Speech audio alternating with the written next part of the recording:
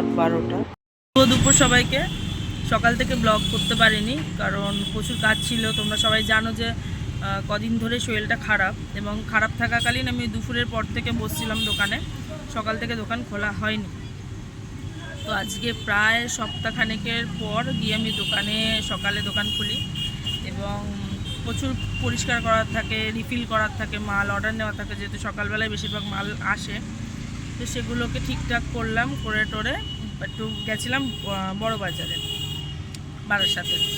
বড় বাজার থেকে একটু বাজার ছিল, সেই বাজার টাজার করতাম। আমি তো বেরোতে পারিনি এই কদিন ঠিক মতো। এবার বাজার টাজার করে মার হাতে দিলাম। আজকে আবার একটু চিকেন এনেছি, মাকে পকাতে হয় মাঝে মধ্যে। মাকে বলেছি যে শরীরটা খারাপ, এত খাটাখাটনি গেল, একটু চিকেন করো, তাহলে আমি একটু ঠিক হয়ে যাবো। মানে আমার না নিরামিষটা তেমন, তো অন্তত পাতে আমার মাছ না হলে ডিম না হলে মাংস দিতেই হবে। মাংস দিলে তো জমেই গেল। তার মানে কিন্তু এটা না, আমি গাদা খাই অল্প। মাকে বললাম তাহলে একটু মাংস আনি করো, তা মা করলো, মানে নিয়ে গেছে। মনে হয় রান্নাটা আমার ঘাড়ে পড়তে পারে, দেখা যাক। বাবা আসবে একটু বাদে দোকানে, আমি বাড়ি যাবো স্নান টান করে, আজকে আবার পড়ানো আছে। তো চলো সাথে থাকো। বাড়ি চলে এসেছি, বাইরে মারাত্মক গরম। যাই দেখি রান্না করতে হবে কিনা। তবে তুই রান্না কর, চলো। প্রথমে আলুটাকে একটু নুন হলুদ দিয়ে ভেজে নিলাম, তারপরে ওর উপরেই পেঁয়াজ টমেটো এগুলো দিয়ে একটু ফ্রাই করে তারপরে দিয়ে দেবো হলো তোমার আদা রসুন লঙ্কা বাটা দিয়ে একটু ভালো করে নাড়িয়ে চাড়িয়ে নিয়ে মাংসগুলোকে দিয়ে দেবো। একটার পর একটা দিয়ে ভালো করে নেড়ে নিলাম, নিয়ে কষাতে রান্না চাপিয়ে দিয়ে এসছি। কিন্তু যাই বলো, রান্নায় মায়ের হাতে ছোঁয়া না থাকলে যতই ভালো রান্না করো, দুটো জিনিস আমি দেখেছি। এক, হাজার রকমভাবে চেষ্টা করো, হাজার বড় বড় রেস্টুরেন্টের শেফ বলো, যেই বলো, যেখানে রান্না বলো, মায়ের হাতে রান্না না, কিছু দিক না দিক তাতেই স্বাদ। আর সেকেন্ড হলো, তুমি নিজের হাতে খাচ্ছ, চামচ প্লেটে খাচ্ছ, অন্য লোক খাইয়ে দিচ্ছে, যাই বলো, মায়ের হাতের মানে আলু সিদ্ধ মাখাতেও যার স্বাদ, ও মনে হয় রাজভোগেও নেই। কিছু না কিছু ব্যাপার তো আছে। তো যাই, কাজগুলো সেরে পারি।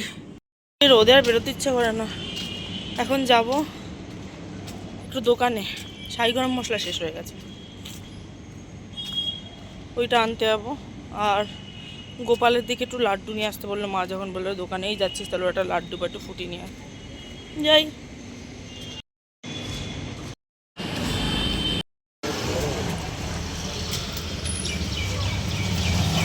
লাড্ডু আর দুটো লাড্ডু আর ইয়ে দাও না। বাড়ি থেকে দুটো একটা মাল নেবো বলে আসি দোকানে এসে মনে পড়ে যায় কতগুলো মাল লাগবে। এখন এই করতে করতে এক গাদা হয়ে যায়।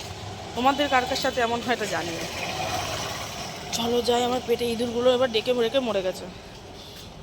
যাই গিয়ে রান্নাটা কমপ্লিট করে স্নান করে একটু দুটো কিছু খাই, বড্ড খিদে পেয়েছে।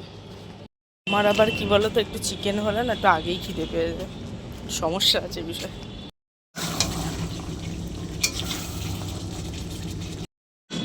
কষা মাংস চলে এসেছি, কারণ এটা একটু খেতেই হয় আমার। এটা হলো আমার চার্জার, দেখি খেয়ে কেমন হয়েছে।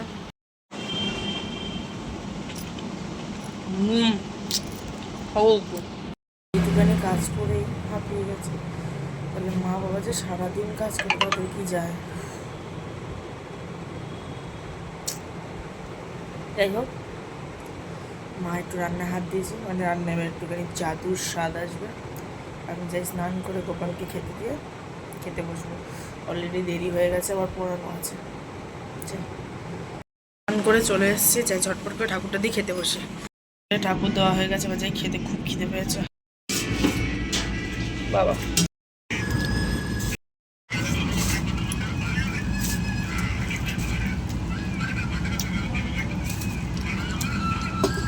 দেওয়া হয়ে গেছে।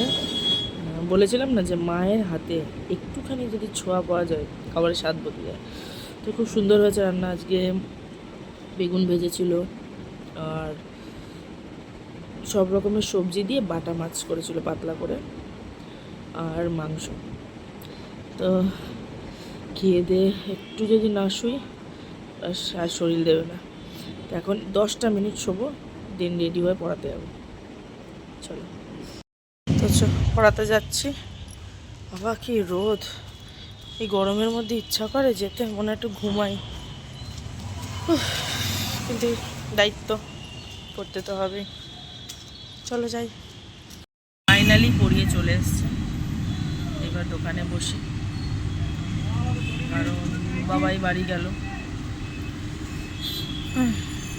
চলো দেখা যাক। ওয়েদারটা এত ভালো না, কোথাও ঘুরতে যেতে ইচ্ছে করছে। তার মধ্যে তো সারা জায়গা টুনি টুনি টুনি, কী যে হয়েছে। আবার নাকি পরশু রামনবমী, রাস্তায় তো খুব জ্যাম হবে। চলো, বাজে দেখাচ্ছি 12টা, রাত 12টা। সবে দোকান থেকে এলাম, এখন প্রচণ্ড টায়ার্ড লাগছে, শুয়ে পড়বো।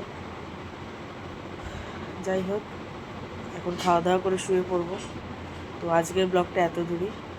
সবাই ভালো থাকবেন, সুস্থ থাকবেন, এবং আমার ব্লগ যদি আপনাদের ভালো লেগে থাকে তাহলে লাইক কমেন্ট শেয়ার করে পাশে থাকবেন।